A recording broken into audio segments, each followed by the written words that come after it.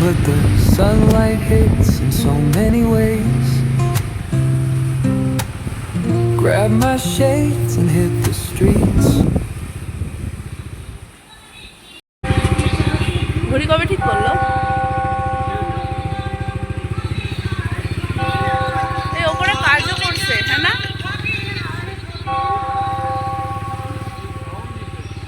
সাউন্ডও দিছে তো। ঘড়িটা দেখাচ্ছি, এতদিন পরে ঘড়িটা ঠিক দেখলাম, আওয়াজটাও শুনলাম, তাই আবার আবার যাবে।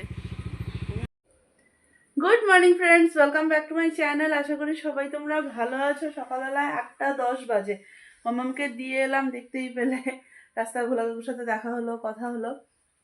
আজকে মালবাজারের ঘড়িটাও বেশ সুন্দর লাগছিল দেখতে, অনেকদিন পরে ঠিকঠাক ঘড়ি দেখলাম। মানে ঠিকঠাক ঘড়ি দেখলাম বলতে ওই ঘড়িটাকে ঠিক করেছে, একদম পেন্ডুলাম দিয়ে ঠিক করেছে। এখন পূজা দিব। সকালবেলায় আজকে উঠতে আমার একটু লেট হয়ে গেছিলো, তো পূজা দিতে পারিনি। সকালবেলায় ঠাকুর জাগিয়ে সকালের সেবাটা দিয়ে চলে গেছিলাম। এবারে পূজা দিব আগে, তারপরে কাজে হাত দিব। তো ভেবেছিলাম আগে কাজটা সেরে তারপরে এসে করি। মা একটু ছোটো মার সাথে যাবে শিলিগুড়ি আজকে, তো হচ্ছে আমি বললাম তুমি যাও, আমি রান্নাবান্না সেরে পরে পূজা দিয়ে দিবনি। মা বললো আমি থাকতে থাকতে পূজাটা দিয়ে নে, আমি এদিকে একটু করতে থাকি। তাই পূজাটাই আগে দিয়ে নিই, মেন কাজ আগে কমপ্লিট করি। পূজা না হওয়া পর্যন্ত কোনো কাজে তেমন মনও বসে না যদিও। চলো পূজাটা দিয়ে আসি আমি। আর ওয়েদার দেখো আজকে ঠান্ডা ঠান্ডা পড়ছে আস্তে আস্তে। ডাক্তারের এখানে পুরো সাইজে গুজে। চলো টাটা। ছোট মা আসছে? তুমি ছোট মা এখানে আসবে না ওইখান থেকে তুলবা? টাটা। তুমি সমাধান করে স্নান করে ঘরে রেখে তবে যাবা। ঠিক আছে, গীতার সাথে থাকবে, তোমাকে চিল্লাচিল্লি করতে হবে। ঠিক আছে। দুধের কেন দাও? দুধের দিচ্ছি দিচ্ছি দিচ্ছি, তুমি আগাও। ভুলে যাবা। ভুলবো না, আমি রোজ দিন দিয়ে রাখি। আসছে কি আসে না কে জানে।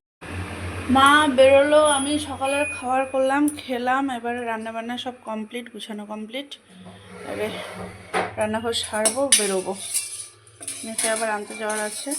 গীতা আমাকে আজকে একটু হেল্প করে দিস। হ্যাঁ,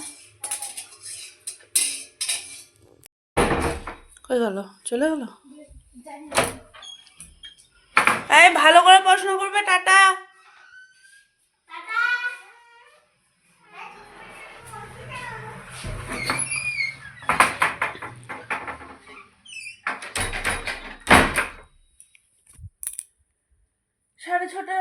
সাড়ে ছটা বাজে, পাঠালাম পড়তে। হুলুস্থুল যতক্ষণ ঘরে থাকে ততক্ষণ একদম হুলুস্থুল করে ছাড়ে। তোমার হচ্ছে দুপুরবেলায় নিয়ে আসার পরে খাওয়া দাওয়া করে ঘুমালো, ঘুম থেকে ওঠার পর থেকে এই যে শুরু করেছিল, তারপরে এই তো গেল। এখন আজকে একটু সিরিয়ালটা দেখবো, অনেকদিন যাবত দেখি না। অনেকদিন পর সন্ধ্যাবেলায় আমরা দোসা খেতে বেরিয়েছি। দোসা আর ওদিকে পাওভাজি হচ্ছে।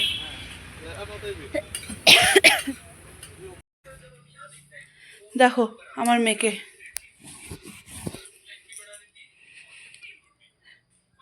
ও পড়ছে, দেখা যাচ্ছে পড়া যাচ্ছে। সবাই দেখছে মাম্মা, দেখো এখানে আমার রেকর্ড হচ্ছে। তোমাকে তো এখন কেউ পড়তে বসতে বলেনি মা, তুমি মাত্র পড়ে এসছো। কেন গো, তুমি সারাদিন পড়তে বসো? আমি কোথায় বললাম, বলি নাই তো। তুমি কি সারাদিন পড়তে বসো? ও এখন পড়তে বসবে না তো মাম্মা।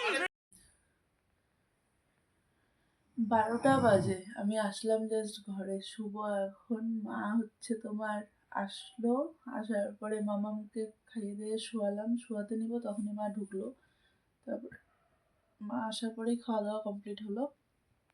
কমপ্লিট করে এবারে হচ্ছে মার সাথে একটু গল্প টল্প করে ডাক্তার কি বললো শুনে। ডাক্তার বলতে মার হচ্ছে স্কিনের একটু প্রবলেম হচ্ছে, তো ছোটো মাও গেছিলো স্কিনের ডক্টর দেখাবে করেই। ছোটো মা বললো চলো বদ্দি একবার তুমিও দেখিয়ে এসো, তোমার হাতটা এরকম এসে। তো দুই জায়ে মিলে আজকে ডাক্তার দেখাতেই গেছিলো শিলিগুড়িতে। তো হচ্ছে দেখিয়ে এলো। এবারে তারপরে তোমার যাই হোক, এখন হচ্ছে খাওয়া দাওয়া কমপ্লিট করে আমি আসলাম ঘরে শুতে। আর শুভ আজকে না দুপুরবেলায় চোখে এত ঘুম ছিল, কিন্তু মামা আমাকে একটু ঘুমাতে দেয়নি। ও তাড়াতাড়ি ঘুমিয়ে গেছিলো, তারপরে ও উঠে পড়েছে। এবার আমার যখন চোখে ঘুম তখন ও মা ওঠো মা ওঠো মা ওঠো, হোমওয়ার্ক করবো, এই করবো সেই করবো করতে করতে আমাকে উঠিয়ে দিয়েছিল। এবারে ঘুমাবো, কারণ নাকি আজকে সকালবেলায় উঠতে একটু দেরি হয়ে গেছিলো, তো রোজ দিন তো সকালবেলায় দেরি করাটা একদম উচিত না, তা কালকে সকাল সকাল ওঠারও আছে। বাকি চলো তাহলে আজকে আমি এই পর্যন্ত রাখছি ব্লগটাকে। যদি কিছু ভালো লেগে থাকে তাহলে please do like, comment and share আর সাবস্ক্রাইব করে দিও প্লিজ আমার চ্যানেলটাকে। চলো tata, bye bye, good night.